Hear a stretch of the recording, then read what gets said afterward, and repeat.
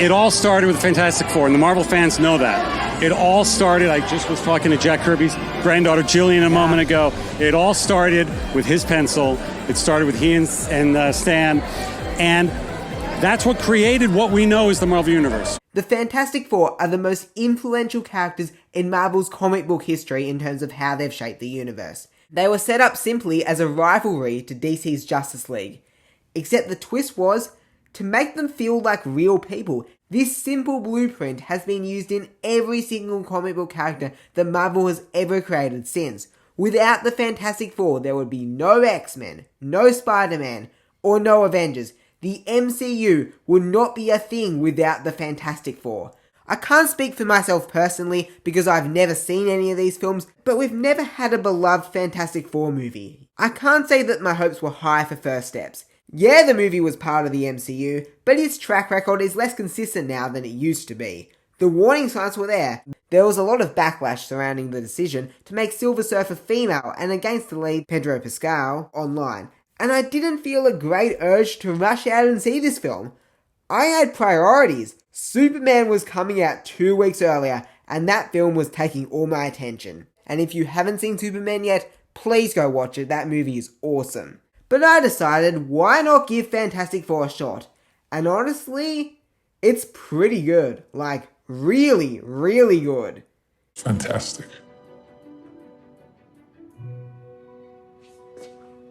Say that again? No, it is not the best Marvel movie post-Endgame, nor is it even the best Marvel movie of the year.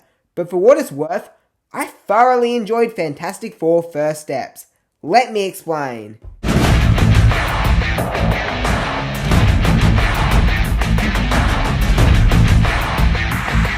Hi all, I'm the Grinning Critic and I love talking about movies with a grin. Luckily today, I can talk about The Fantastic Four First Steps with a massive grin on my face. And while I had a lot of doubts surrounding this film, I ended up really enjoying Fantastic Four. Between Deadpool and Wolverine, where they finally had Wolverine wearing his yellow suit, Superman filled with a ton of poppy visuals, and this, I'm feeling really good about the way that comic book movies are being translated to the big screen.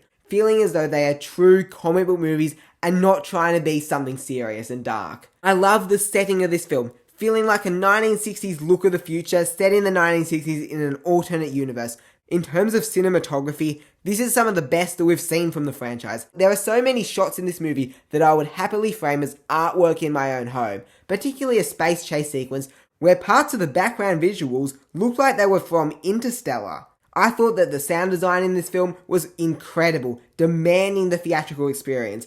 It really enhances just how menacing of a villain Galactus is. Michael Giacchino has been given the chance to score this movie, giving this one of the franchise's best themes for the characters.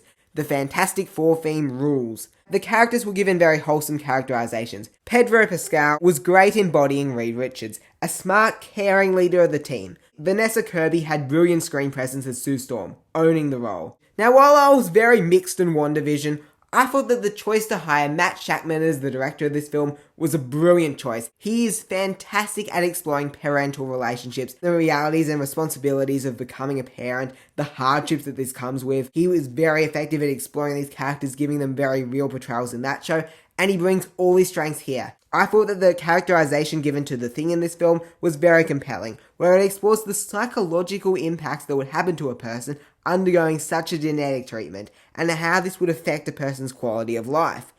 The only member of the four who lacked depth was Johnny Storm, Human Torch, who I didn't think was given enough of an arc or depth. I felt like the only thing that the filmmakers did with his character to make him truly unique was being in love with the Silver Surfer. The script in this film, in the most part, is very efficient, with the exception of the occasional dragged, overly long sequence. Now, as far as any other issues, Galactus' arc should have been a lot clearer in this film. There's a fair bit of forced MCU humour in here. There was also some really bad CGI with one particular character in this movie. There's some very generic third act action nonsense that wasn't very memorable in terms of how it was executed. Overall, The Fantastic Four First Steps is not without being plagued down by its MCU-isms. But when it breaks the mold, Matt Shakman is able to deliver a creative work of art unlike anything we've seen from this franchise before. I'm going to give The Fantastic Four First Steps a B+.